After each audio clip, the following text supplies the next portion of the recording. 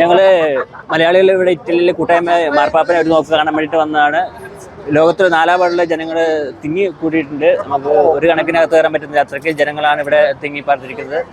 ഞങ്ങൾ രാവിലെ ഒരു 10 മണിക്ക് വന്ന് നിൽക്കുന്നത്, ഇപ്പോൾ സമയം 1 മണി അടുത്താകാറായി. എന്നിട്ട് പോലും അകത്തേക്ക് എൻട്രൻസ് ഇതുവരെ അനുവദിച്ചിട്ടില്ല. അത്രയ്ക്കും ജനങ്ങളാണ് ഇവിടെ നിൽക്കുന്നത്. ഫ്രാൻസിസ് മാർപ്പാപ്പയ്ക്ക് അന്തിമോപചാരം അർപ്പിക്കുവാനായി വത്തിക്കാനിൽ എത്തിച്ചേർന്ന ജനത്തെയാണ് നമ്മളിപ്പോൾ കണ്ടുകൊണ്ടിരിക്കുന്നത്.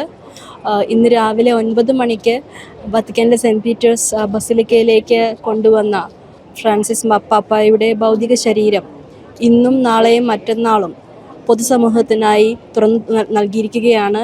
ഏവർക്കും അന്തിമോപചാരം അർപ്പിക്കുവാനുള്ള അവസരം ഒരുക്കുകയാണ്.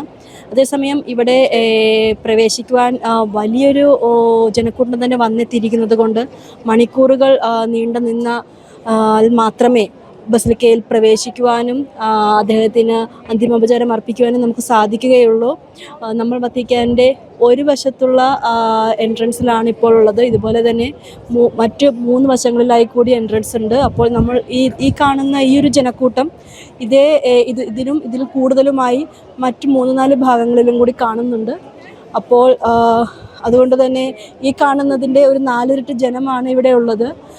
ഇവരെല്ലാവരും അങ്ങനെ നിരയിപ്പ് നീങ്ങുന്നത് പോലുമില്ല.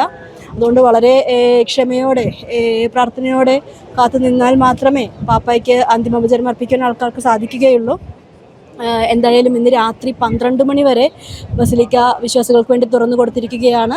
നാളെ രാവിലെ 7 മണിക്ക് വീണ്ടും ബസിലിക്ക തുറക്കും. നാളെയും മറ്റന്നാളും കൂടി നമുക്ക് പാപ്പായെ ഒരു നോക്ക് അവസാനമായി കാണുവാനും അന്തിമോപചാരം അർപ്പിക്കുവാനും അവസരമുണ്ടായിരിക്കുന്നതാണ്.